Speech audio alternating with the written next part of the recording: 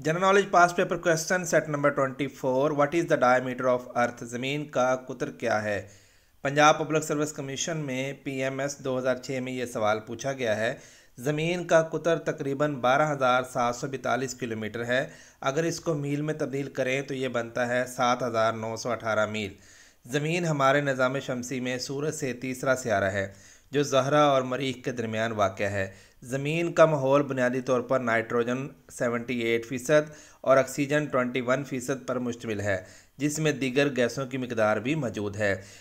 माहौल ज़िंदगी को सहारा देने और कुरा अर्ज़ को नुकसानदा ताबकारी से बचाने में अहम किरदार ज़मीन अदा करती है। ज़मीन को पानी की वाफर मिकदार की वजह से ब्लू सितारा भी कहा जाता है। ज़मीन की सतह का तकरीबन 71% हिस्सा समुद्रों से ढका हुआ है और सियारे पर ज़िंदगी को सहारा देने के लिए पानी बहुत ज़रूरी है। ज़मीन एक कुदरती सैटेलाइट है और चाँद जो अपने ज़मीन के गिर्द जो है चक्कर लगाता है। चाँद की कशिश शक्ल ज़मीन की लहरों को मुतासर करती है और उसने इंसानी सकाफ़त और रिसर्च को भी क्या किया है, मुतासर किया है। ज़मीन एक मतनू और फ़रोग़ पज़ीर इंसानी तहज़ीब का घर है और इसकी आलमी आबादी तकरीबन 7.9 बिलियन से ज़्यादा है। Next question, what is the freezing point of heavy water? भारी पानी का नुक्ता इंजमाद क्या है? ये भी पीपीएससी में पीएमएस 2006 में पूछा गया है। सवाल, भारी पानी का नुक्ता इंजमाद तकरीबन है 3.83 सेंटीग्रेड। अगर इसको सेल्सियस में कन्वर्ट करें तो ये बनता है 38.88 डिग्री फ़ारेनहाइट। भारी पानी को, जिसे हम ड्यूटेरियम भी कहा जाता है, और इसका फार्मूला है D2O।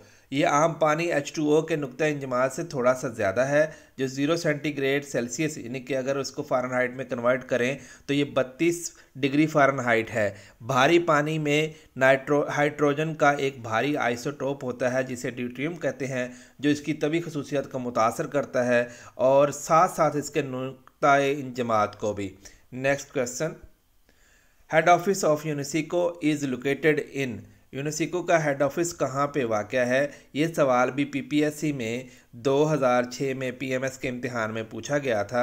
अब यहाँ पे सवाल पैदा होता है, यूनेस्को है क्या चीज़? यूनेस्को का जो मुखफ़्फ़ है वो है United Nations educational, scientific and cultural organisation, यानी कि अक़वाम मुत्तहिदा की तालीमी, साइंसी और सकाफ़ती तंजीम। और यूनेस्को का हेड ऑफिस पेरिस, फ्रांस में वाक़ है। यूनेस्को के हेड क्वार्टर जो है उसकी बुनियाद 16 नवंबर 1945 को रखी गई थी।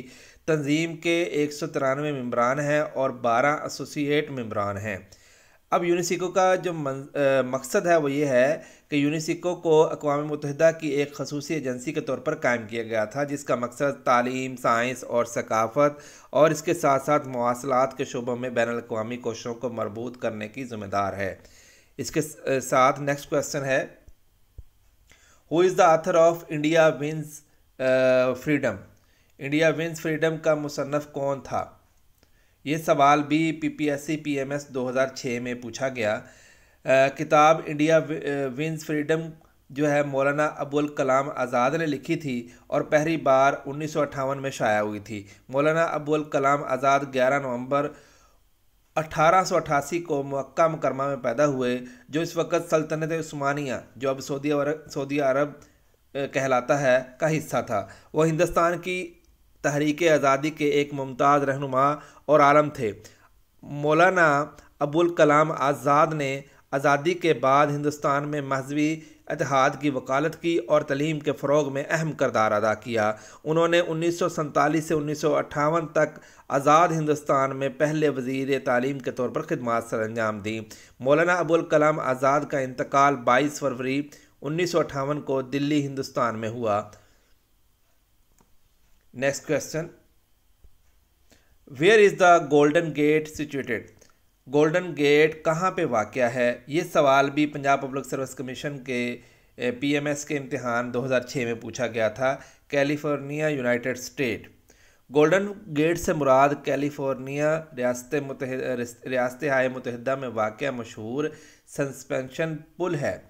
गोल्डन गेट बुर्ज की तमीर 5 जनवरी 1933 को शुरू हुई और 19 अप्रैल 1937 को मुकम्मल हुई।